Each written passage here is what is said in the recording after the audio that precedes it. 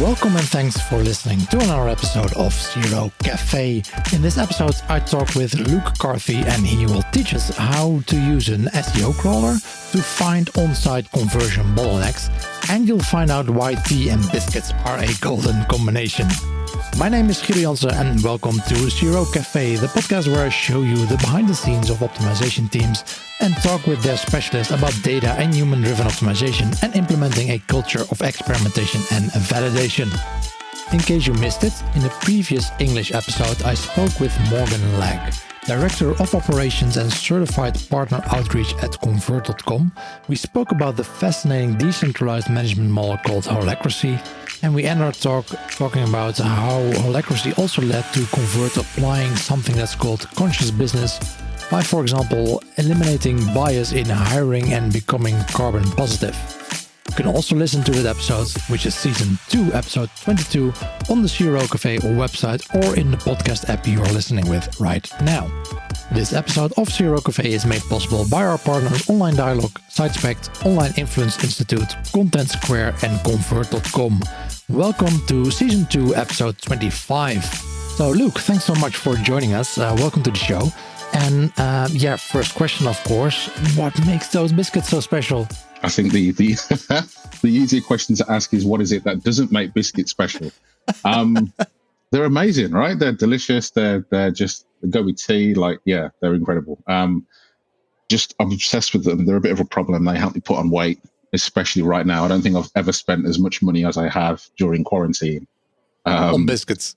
On biscuits. They're unreal. The biscuits in the UK versus the US is always a big argument, but I'm talking about British biscuits rather than actual American biscuits. Of course. Right? Since we're talking about UK biscuits, what kind of tea goes best with your biscuits? Does it depend on the biscuit? Is it always? I'm not that much of a connoisseur. I'll be real with you. So any English kind breakfast. Of English breakfast or black tea is incredible, to be honest. But herbal tea and biscuits is never really a good shout. That's all I'm going to say. It's good to know. Well, when we meet in real life, that's I know how to prepare. That's good to know. Yeah, for sure. So on to a more CRO related topic. What is your background, and how are you involved with CRO in the broader sense of the term? Yeah, so I think many people in the CRO industry or in digital marketing kind of fall upon it. I don't think there's many people who kind of set from the outset going to college and school and saying, I want to do CRO. Right? It's not really one of those things. So for me, it kind of started on eBay, where I first set up my first eBay business during school. So I was about 16 and set up my first listing, and it was quite successful, but there's a lot of competition. Yeah. And I just did things using Terapeak, which is like eBay's Ahrefs, if you like, or eBay's SEMrush, which helps you to identify keywords, opportunities, how you should write your copy, images, that sort of thing, to really help improve impressions and sales. And that CRO bug was kind of instilled in me from that point, that constant experimentation, testing, free delivery in a higher price versus a lower price and separate delivery costs, or, listings that have a pack of one versus a pack of three and that sort of thing. So it really kind of started there. And then it moved on along with me as part of my SEO career, really. So I love it. I love the idea of, finding ways to remove bottlenecks or make a process easier. And it's just stuck with me ever since. But that's where it really started. And so you do a combination, right, of SEO and CRO? Yeah, definitely. Yeah, and that's good to hear, at least. It's an interesting mix. It's an interesting mix. I think the challenge is, right, and I'm sure many people listening can relate, whether you're in-house, agency, or a bit of both, right, is bringing traffic is great, and being able to grow organic performance is brilliant. But the other side of it that really helps a business is being able to convert as much of that as possible. Yeah. And I think both of those are hugely complementary.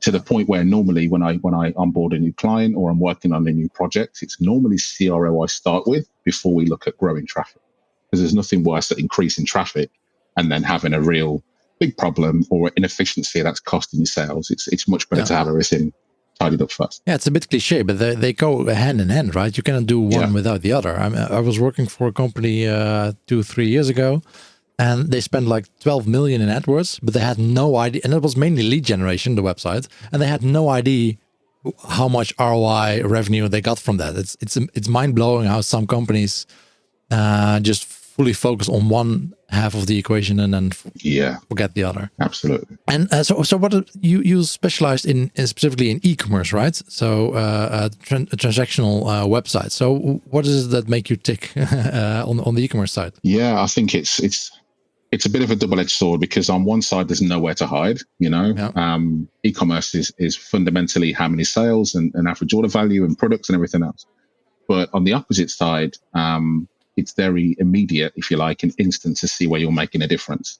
So rather than kind of like lead gen sites, insurance and that sort of thing, or B2B inquiries, there's a whole funnel. There's leads to nurturing to, a pipeline.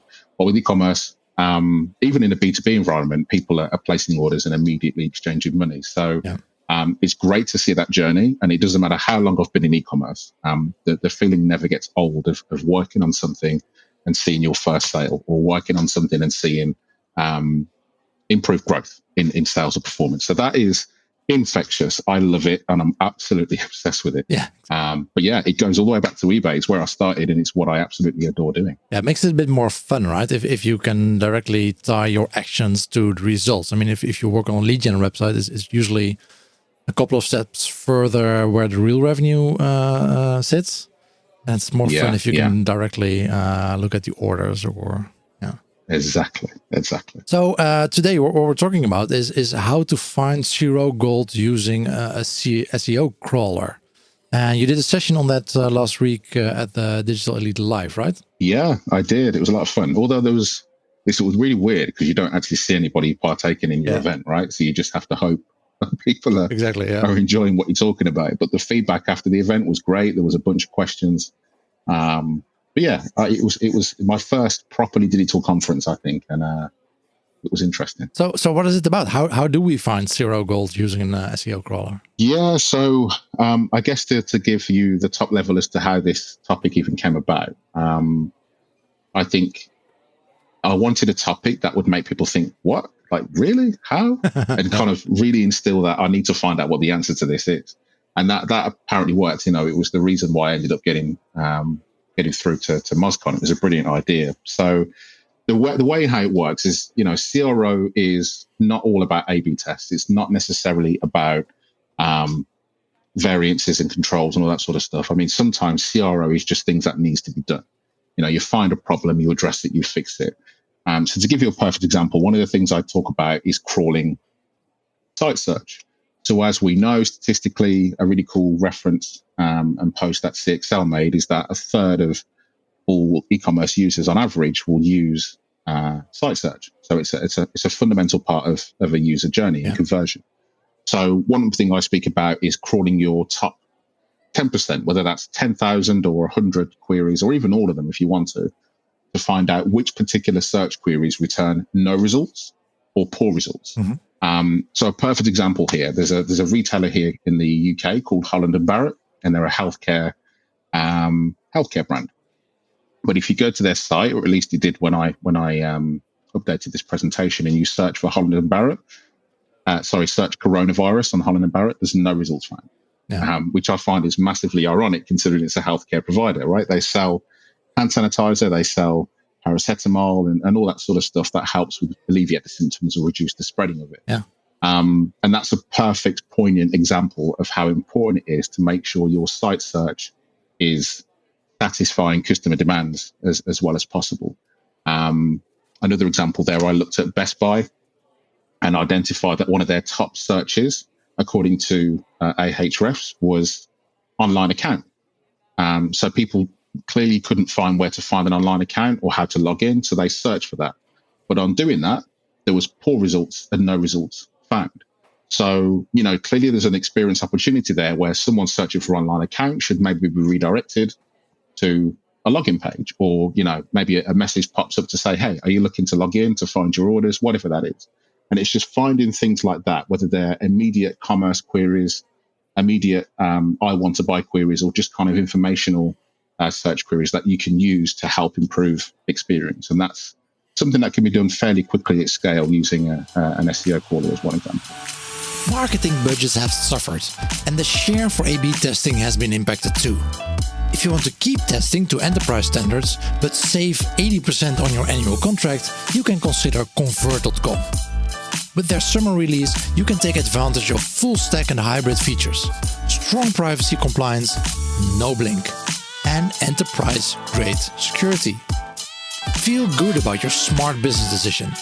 Invest what you save back in your CRO program. Check out www.convert.com/2020. So how does the SEO crawler fit into their process? I mean, just manually searching for a brand name plus Corona doesn't sound scalable. Yeah. So one of the ways in which it could work in a real world situation is to use Google Analytics in this case. So you find your top, let's say 10,000 or 5,000 search queries. But every site search will normally have some kind of URL pattern. So example.com/search/search query. Yeah. So you just create a file where you have that static part of the URL / the keyword and throw those 10, 20,000 URLs into say Screaming Frog and do it by list mode. Then what you can use is something called, as we've said, custom extraction, where you tag something that's on the page that you want to extract. So it could be the number of results found. It could be a message that pops up to say no results found when you have no results. And what will happen is you'll get a running list. And this is so difficult to explain without visuals, right? But you'll get a running list of the crawl alongside the data you want to extract. So to use a very poignant example, you could have example.com/search/coronavirus, and you may have that as like your top 10 search. Yep. In that same row, you would have, say, no results found in column A. And then column B, you might have something else, and column C, and so on. So that way at scale, you can very quickly identify what particular search queries are returning what results and what items and at what prices and that sort of thing. So it's really quite scalable quite quickly. And you've already done this. What are the most memorable findings so far? Okay, yes. I wish I could give you specifics, but I'm pretty sure I'd get shot by one of my clients. Sure, but more in general, the types of.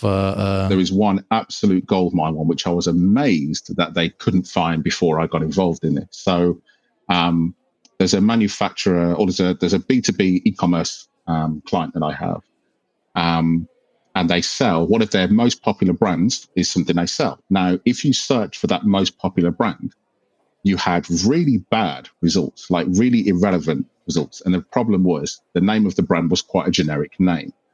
And I'm trying my hardest not to say it, but they're like, it was a super generic name. So by searching for that brand, you got super generic results. Yeah. And we're talking in the tens of thousands of searches a month. It was a huge volume keyword.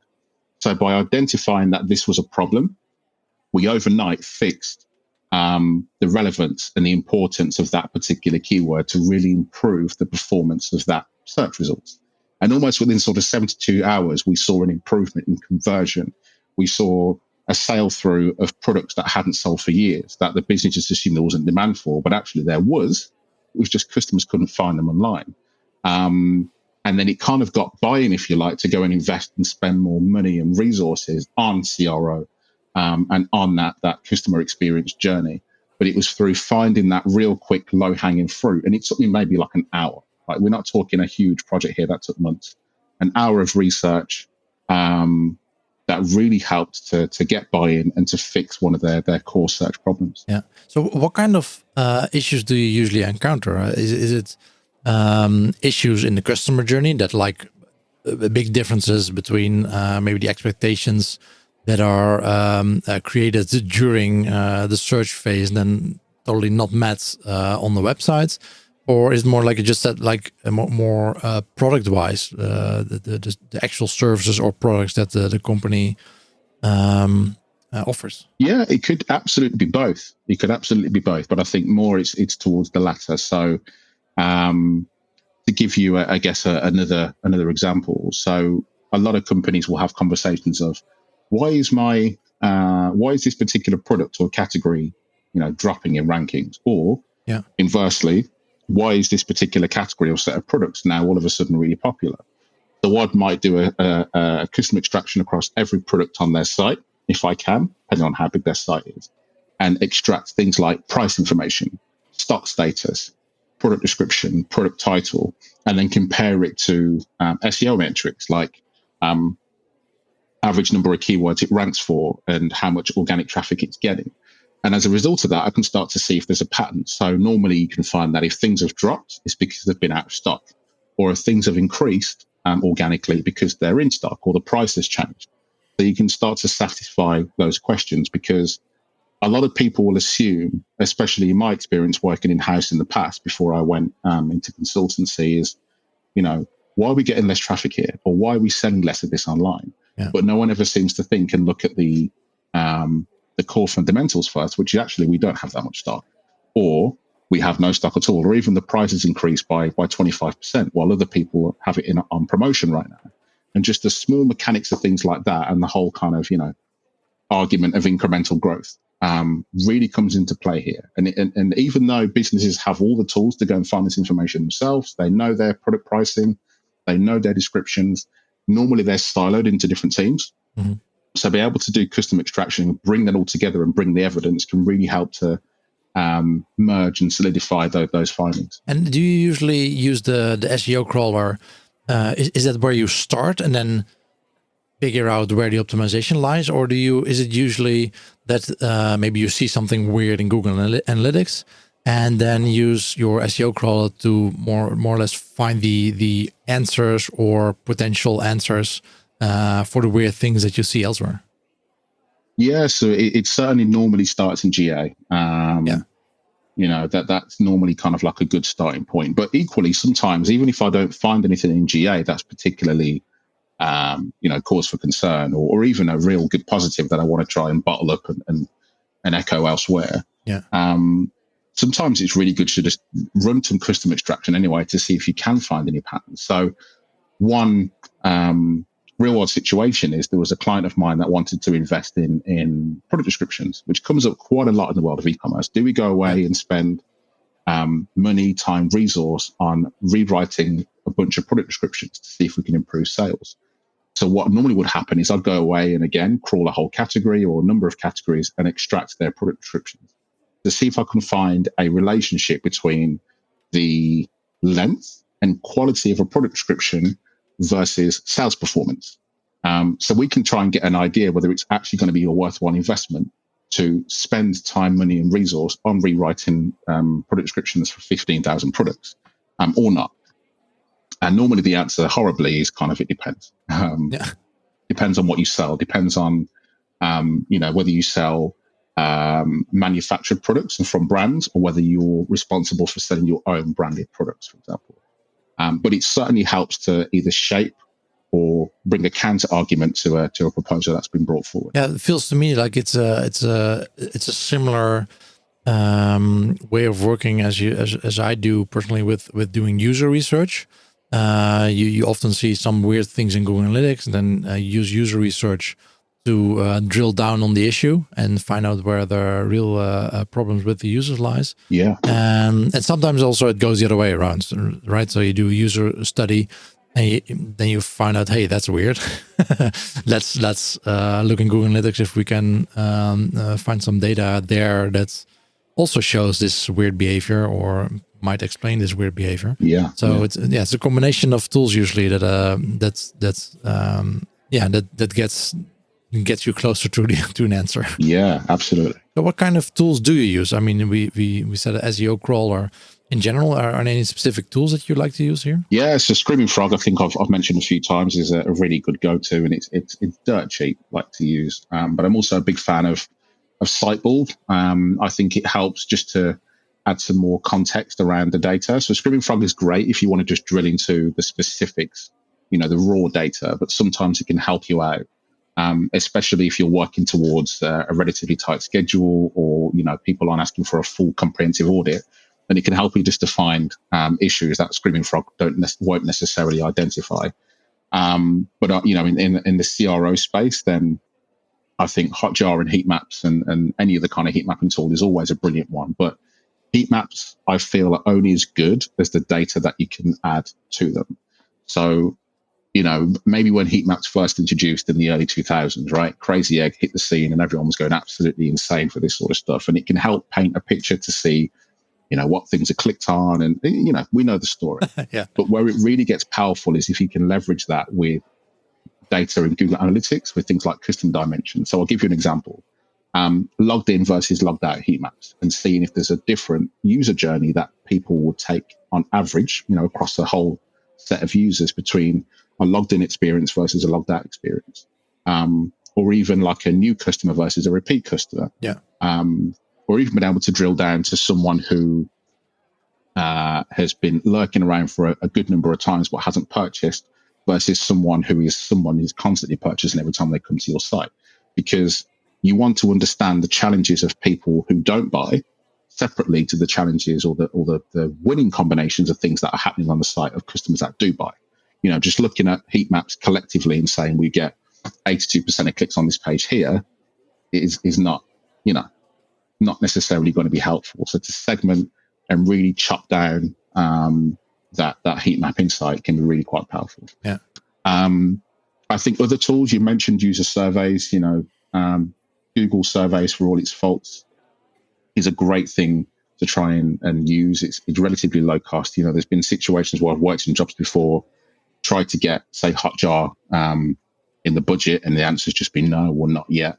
And I've just literally put like £5 of my own personal money just to go and run a survey to almost build the case for why we need Hotjar in the first instance, right? So I really like that personally. And then I've had, although not recently, but experience with tools like Monotate, which I've really enjoyed, and the personalization front and that sort of thing. But they're kind of big scale, enterprise-esque level tools. But I personally really enjoy the small, cheap and cheerful tools. I just feel to do CRO, you don't necessarily need enterprise level SaaS, right? You don't necessarily need big budgets. And I think that's really important to make clear. Yes, usually, unfortunately, there's no one silver bullet tool out there. It's usually a combination of tools that you need to get the insight that you need. Right? Yeah. For over 10 years now, Online Dialogue advises about evidence-based conversion optimization with a focus on data and psychology. We see that analyzing data and recognizing customer behavior results in a better online dialogue with your clients and a higher ROI. The team of strategists, analysts, psychologists, and UX specialists gathers valuable insights in the online behavior of your visitors, and together with you, they optimize the different elements of your CRO program through redesign, expert reviews, A/B tests, and behavioral analysis. For more information about their services, go to onlinedialogue.com. Thanks so much for sharing this with us, and I think for the people that are interested, we can place a link to the recording and the slides from the event if people want to go over them. Sure. The final thing I wanted to talk to you about, you also started a webinar series, right? Yes. Let's Talk Shop. Yes. Yeah. So what are you doing there? Okay. So this was a project that was born out of lockdown. And I think early on, so you were bored, basically. Yeah, I was bored very early on in the lockdown. I'm bored, and you wanted more human content. Yeah, literally, that's precisely what it is. And I've always quite I can't relax very well, right? So I always need something to keep me busy. Yeah.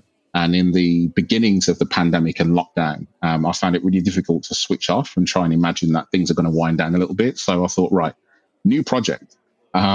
But the whole point of this is I'm an extrovert, so it helps me to kind of get some of that out in a webinar series. But also there were so many FAQs and so many people that were reaching out and asking me questions, especially during lockdown. E-commerce was kind of screaming up. Knowledge of e-commerce wasn't necessarily at the same level. So I thought, hey, here's an opportunity to try and put some insightful, informative stuff around e-commerce out that may or may not help people out. And that's what it was born from. So there's 2 episodes out there so far. Yeah. The first episode was a question that I must get asked at least once a week, like probably more so even now, which is, how do I manage my out-of-stock products? Like, do I turn them off? Do I leave them on? Yeah. Do I do this? Do I do that? Right? All of those questions. So that's the first episode. And then the second one was into a real-world case study of Paperchase, which is, they migrated to a new website back in 2018, and even 2 years on, they still haven't recovered their organic losses. So it was just a look under the hood of what's happening. So first episode's kind of a blend of CRO and SEO, and then the second episode is more weighted towards the SEO side. And I might switch it up for episode 3, whenever that lands. Any topics lined up already? I've got a bunch in the queue. I'm not too sure which one I'm going to do next. It could be kind of like an interview with somebody just to pick some questions. But I think what I'm probably going to work on next is faceted navigation. What specifics about it, I don't know, because it's one of those things. Faceted nav, you could talk about for hours. But yeah, that's probably one that I may jump into next time. I'll definitely link to that in the show notes. Thank you. Interesting topics to begin with. So looking forward to more of those. I've just thought of a really poignant example of where, like a CRO thing, CRO/bug fix. Yes, throw it in there. Another example I wanted to throw in the world of CRO, and it's kind of, I don't know if it sits more towards CRO or bug fix. It kind of sits smack bang between the two. But error messages. Now, error messages are typically built by developers, right? They are designed to showcase an error when something happens. It's very rare, at least in a small to medium-sized business, where you'd have someone dedicated to writing, proper informative copy for error messages. So to give you one example, there's a client that had phone calls maybe 3 or 4 times a week, calling to say, hey, look, I'm at the checkout. I've got my card details in. I know there's money on this card. I've used it in the supermarket like an hour ago, and it's not working. I can't pay on your site. So the usual argument comes in where the customer service raises a ticket. It goes into the IT team. The IT take a look. They can't replicate it, and it's just this horrible back and forth, right? Now, with this particular issue, what we identified is, let's go away and crawl the error messages that happen at the checkout for any given event. And what we identified is when you enter an invalid card number, the error message that was popping up on the screen was something like error 1107, please contact sales on phone number, which means nothing to no one. Error 1007 is like, what? So what I did is I Googled that error message, that output code, and it actually meant, when I looked at the SagePay API docs, error 1007 or 1107, whatever it was, meant invalid card number. So we just changed the copy to say, invalid card number, please check your card number and retry. And literally within 24 hours, there was like a £30,000 uplift in sales, like on a daily basis. Now, you could argue that is a bug, or that is a technical thing that just needed fixing. But in my opinion, I think it sits more in the world of CRO because it's messaging, it's copy, it's experience. And I think the reason why I wanted to bring this particular point up is because sometimes CRO is hidden in the most unusual of places. It doesn't have to be an A/B test. It doesn't have to be user testing. It could just be something that's needle in the haystack issue that you can't quite put a finger on. But when you get it, it can make a world of difference. Amen. Yeah, absolutely. Well, great addition. No problem. Luke, thank you so much for joining. Like I said, more information, if you're listening, more information on this topic and the webinar series Luke has started can be found in the show notes. Thanks, Luke. Yeah, thank you very much, man. I appreciate it. Good luck and talk to you soon. All right, take care. Bye-bye. And this concludes Season 2, Episode 25 of CRO Cafe with e-commerce growth consultant Luke Carthy.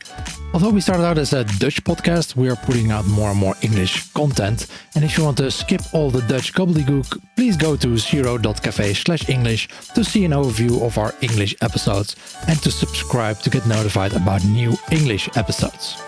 If you're interested in promoting your products or services to the best CRO specialist in the world, please take a look at cro.cafe/partner to see how we can collaborate.